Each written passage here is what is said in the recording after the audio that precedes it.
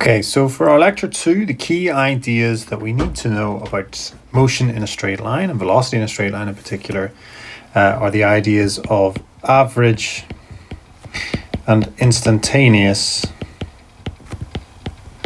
velocity.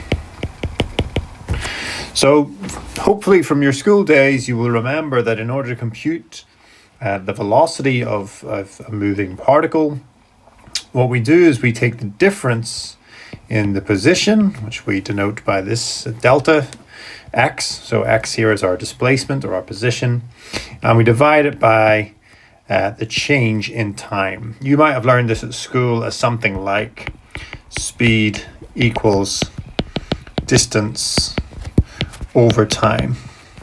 But for our purposes at university, we're going to be dealing with this in terms of vector quantities. And so we think of this in terms of velocity, as we'll see there are important differences there. So this then is what we call the average velocity, which I'll just denote by v for the time being. And what this means is if we know the position of a particle or a car or a person or whatever it might be at 2 points in time, then we can compute its average velocity in moving between those 2 points. So let's, for instance, sketch this out as follows. So let's imagine that we know that at time equals t1, our particle is at this position x1, and sometime later at time equals t2, our particle is at position x2. Then we know how to compute the average velocity here. It's the change in x, okay? The change in x, which is just equal to x2 minus x1, divided by the change in time, which is just t2 minus t1. Okay, and you might think of this graphically as, if we think of this as a sort of right angle triangle, we can sketch this out in the following way. So we have now our rise, which is our delta x here, and our run, which is delta t.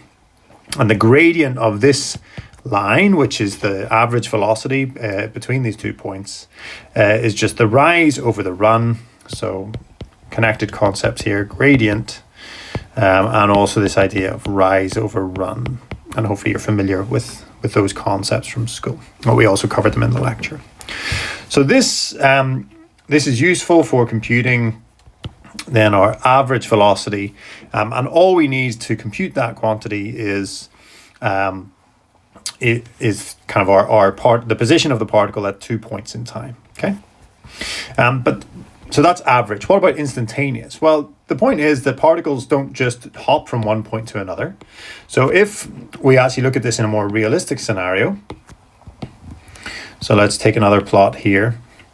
And okay, our particle might move from this point to this point, but it might follow a trajectory something more like, let's connect it with a red line here. It might, start from rest and sort of accelerate up to that point. And so actually the position as a function of time isn't a straight line anymore. So how do we compute not just the average velocity, which would be, again, just computed taking x2 minus x1 over t2 minus t1. It still has the same average velocity, but clearly it goes faster at the end than it does at the start. So the instantaneous velocity at a particular point, so let's take this point here. Again, you know from school, hopefully, that to calculate the velocity, we need the gradient of the line, okay? So if I draw some sort of gradient there, the gradient can be approximated in the following way. So if we start out with what we had previously, which was just the gradient of this line, so again, that's just computed by the rise over the run, the difference between x2 and x1 and t2 divided by t2 minus t1.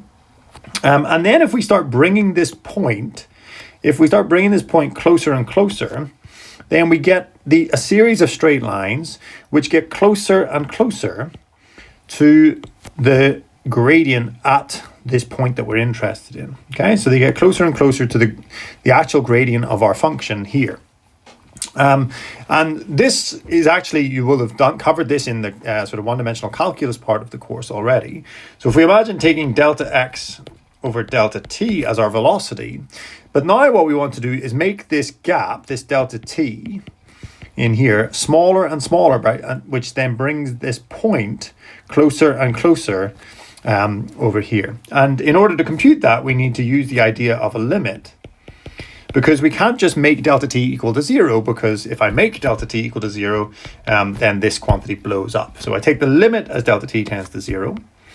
And this, if I fill in some of the details, delta t goes to 0 of x2, or maybe I can write it in this way, x t2 minus x, that's t1, divided by delta t.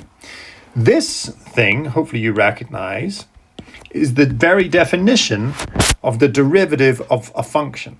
Okay, so the definition of the derivative of a function, let's take dx by dt, is just the limit as delta t tends to 0 of x of t2 minus x of t1, all divided by the difference, which is delta t, or t2 minus t1.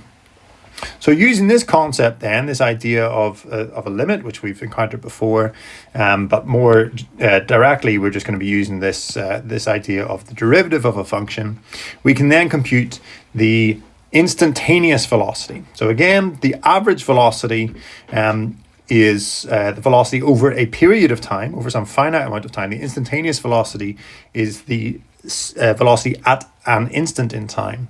And if we know how to compute derivatives, then we know how to compute velocities. So for instance, if I have that the position of my particle is given by some formula, so let's say it's t squared plus 3t, then I can compute the velocity of my particle, vt, is just the derivative of x with respect to t.